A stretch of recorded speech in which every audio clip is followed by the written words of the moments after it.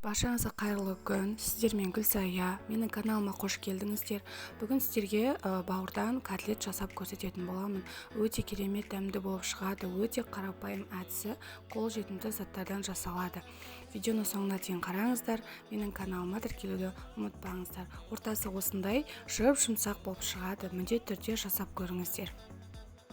Ең алдымен бауырды пленкасынан жақсылап толықтай тазалап аламыз.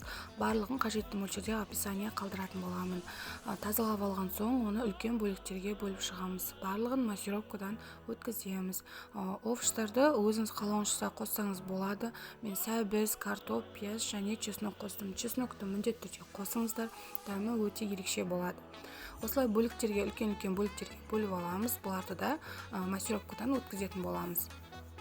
Ең алдымен бауырымызды өткіземіз. Орташа немесе кіші көзіне өткізесіздер. Кейін көкөністерді өткіземіз. Барлығын жақсылап өткізіп алған соң біріне қосып, үстіне тұз бен бұрышын салатын боламыз.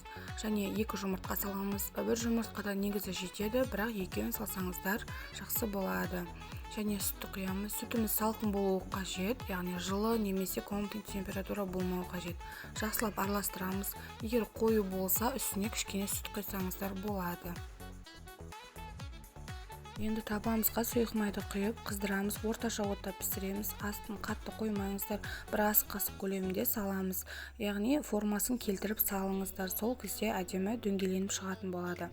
Және де сұйық майымызды құйғанда қатты аз құймайсыздар, яғни қатты сұйық майыңыз аз болса, асты жабысып, котлетіңіз қап-қара болып пісетін болады. Егер де сұйық майыңыз азайып кетсе, үстіне кішкене қосып отырсаңыз болады. Екі жағын аударып, осылай пісіріп аламыз. Өте оңай дайындалады.